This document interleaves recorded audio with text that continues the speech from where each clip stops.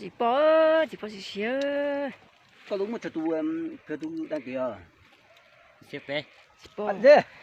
Cái gì? Hai củ đu. Đà. Xem ăn luôn. Có đúng hả? Đu. Một chuyện qua đây. À, chị đã hỏi tôi quay luôn á. Đúng rồi, chuyện qua đây. Đến nó chỉ bỏ Cái mạo qua đây. Chỉ bỏ gì nữa? Tụm lan nhưng mà bỏ chỉ bỏ ra vò nữa. Cá thì tiêu. Cho nên thì nó chỉ bỏ gì tới về tao xíu đó. Về tao sẽ thêm. Thì nó to xíu. Thế nó chỉ bỏ. Có chuyện chính mà chọn. Muốn nhấn like muốn đồ mà. Bỏ tiền non to hết nó móp lá ơi. Thì chuẩn muốn bị cào lấy nó. Đó cái sẵn nó. Tôi Nhỉ. chép đâu thì chỉ lì nó. Bỏ xịt cực kìa. Đau bỏ không?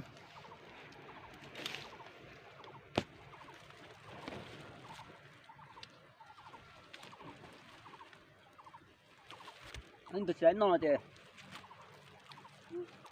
Nó sao của cái mẹ nó. Nên có tự sai của mình tôi ít triệu việc đó. Nó tôi cũng lấy. Bắt nhiên là của mình sao tờ nó này sai ơ. Giờ bên muốn chờ thôi, chính tôi ít triệu. Cũng muốn mãi nó chỉ sai tôi ít triệu việc là cả chơi đó. Ở bên muốn tôi triệu là ít lăn. Sai của tôi ít triệu ít lăn nhiều. Trong cái cá nhân tôi Chỉ bỏ gì xíu. Tí ở đó to thì nữa.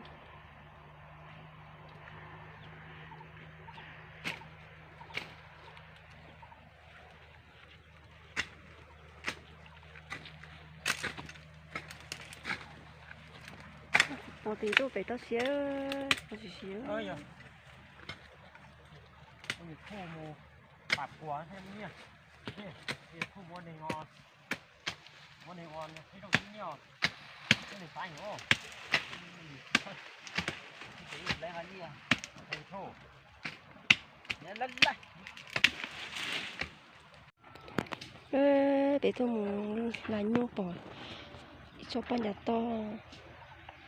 Tại bà đỡ nó ta bỏ luôn đấy. Nó bỏ thơ rồi nó nữa. Bỏ chạy lý leo rồi nó giờ chả đỡ nó thấy trong tiền đi. Tại bà không có bỏ được bỏ đi. Đừng nói thế nhà thơ rồi bỏ bà nhà to đỡ nữa. Tại bà đỡ bỏ tiền.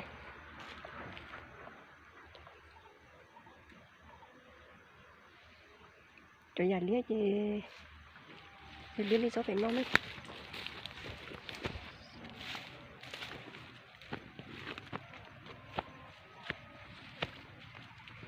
Đến một sai đi. Nhà lía thì trong một gió nó đấy. Nhà lía thì cho nó đấy. Họ nhà đỡ thì số ta cũng thay nó sai tại đấy.